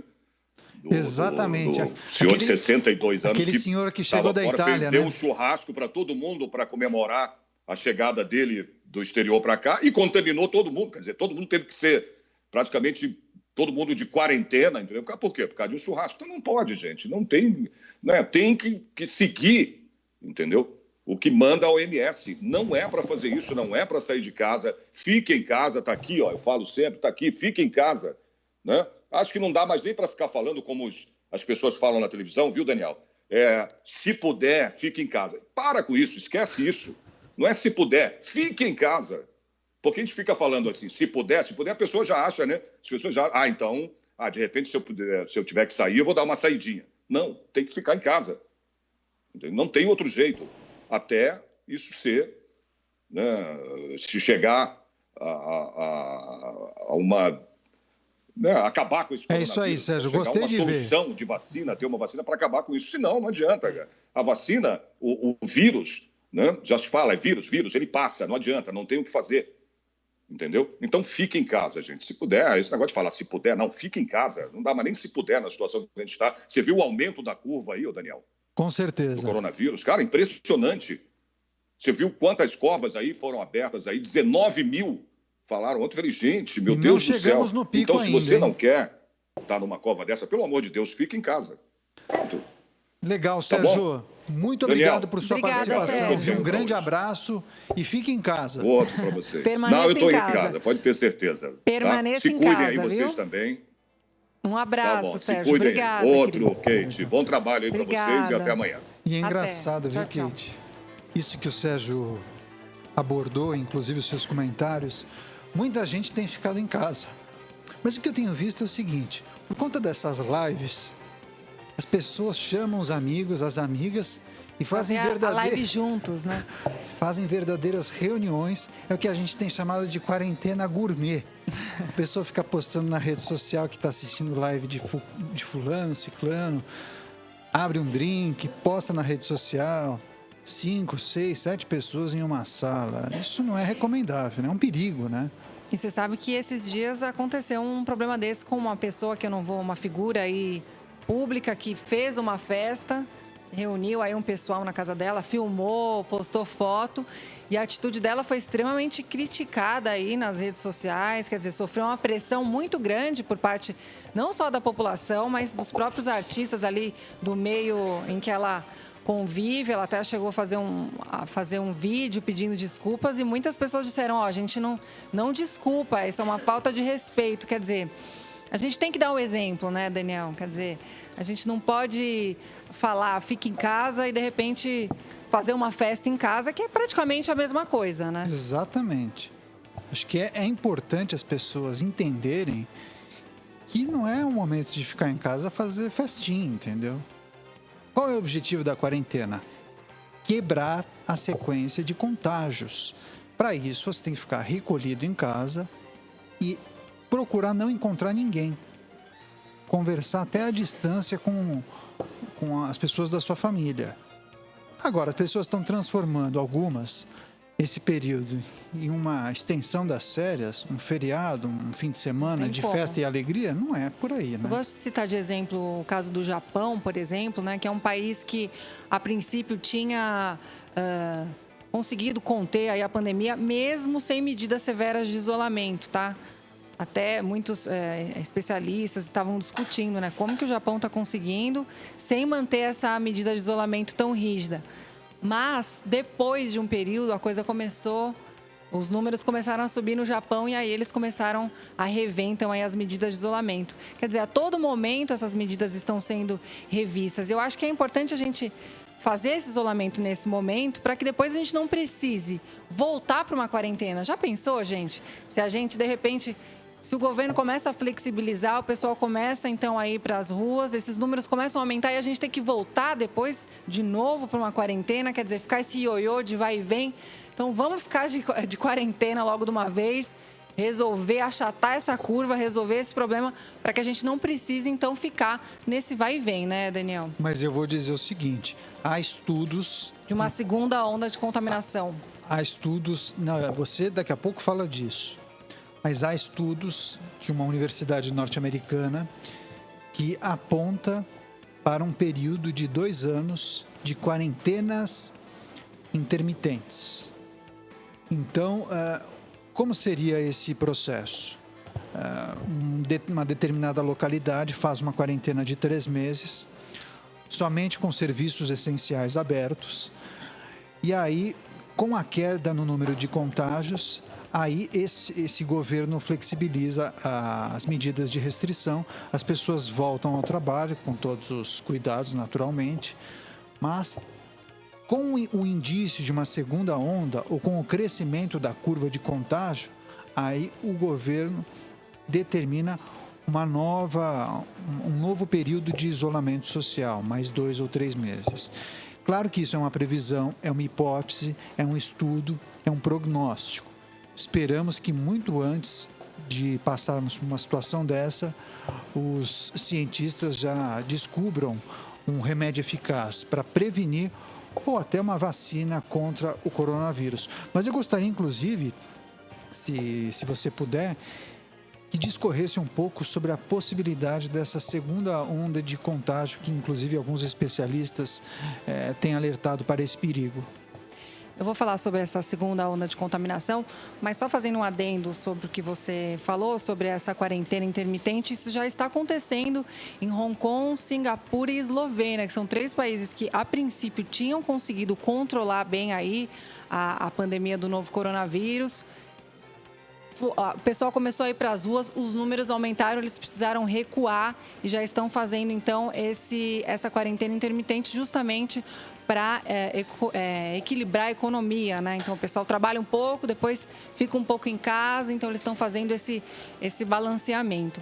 E essa segunda onda de contaminação, muitos especialistas estão dizendo que em outubro, a partir de outubro, é possível, né, que haja, então, uma segunda onda de contaminação vindo, inclusive, da própria China. Tá? Então, a China já está estudando aí como vai proceder diante dessa situação. E aí, muitos também estão chamando esse momento em que vivemos de a nova normalidade. O que seria essa nova normalidade? A partir do momento em que o governo flexibiliza a quarentena, as regras de isolamento, aí essa seria a nova maneira de viver ou de conviver. Então, os nossos hábitos de higiene são outros, as medidas de distanciamento social deverão ser respeitadas sempre. O uso de máscara me parece que será imprescindível nos próximos meses.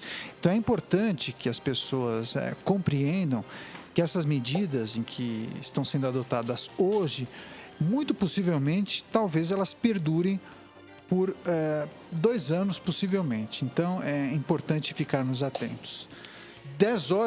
11 horas com 16 minutos. Kate, você quer fazer mais um comentário em relação a isso ou a gente pode chamar os destaques? Eu queria fazer um comentário só sobre a taxa, né, de isolamento social? Não, da infecção mesmo pelo novo coronavírus. Eu estava assistindo uma matéria que mostrava a Angela Merkel dizendo que 70% da população vai se contaminar com o novo coronavírus.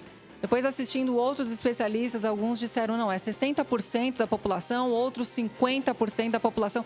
Gente, eu fiquei pensando, já pensou se 50% da população, chutando aí para baixo, né? A Angela Merkel disse aí 70%. Então, se a gente falar de 50%, imagina metade da população brasileira com esse vírus. A gente está falando de 100 milhões de pessoas. E quando você fala da taxa aí de letalidade, que também varia de país para país... Aqui o nosso ministro tinha falado aí, acho que em torno de uma porcentagem de uns 4%, até eu vou corrigir, depois a gente confirma essa informação. A taxa de letalidade atualmente está em Brasil, torno de 5, alguma coisa, mas já chegou a 6. Mas imagina que se 50% da população é contaminada, a gente está falando de 100 milhões de pessoas. Se só 1% tivesse nessa taxa de letalidade, a gente está falando de 1 milhão de pessoas. Imagina 1 milhão de pessoas morrendo, quer dizer, Isso gera um impacto, né, Daniel, não só na nossa economia, mas também na saúde mental. Não, na saúde das pública. Pessoas. E da não saúde há mental leitos também. para atender todo mundo simultaneamente. Exatamente. Não há leitos. Então, por essa razão que a quarentena é fundamental, porque se a propagação ela é tão violenta como os especialistas apontam, e nós já temos números que nos comprovam isso, as pessoas não podem ficar adoentadas simultaneamente, porque não temos hospitais para abrigar a todos. Então, se são várias ondas de contágio, é importante que isso aconteça de maneira paulatina e espaçada, porque aí sim nós vamos conseguir cuidar dos nossos doentes. Se todos estiverem doentes simultaneamente, aí infelizmente a gente não vai conseguir. Bem, não temos mais tempo, agora são 11 horas com 18 minutos. Vamos então chamar um breve intervalo e daqui a pouco a gente volta trazendo muito mais informação aqui no Jornal da Rede Alesp. Fica por aí.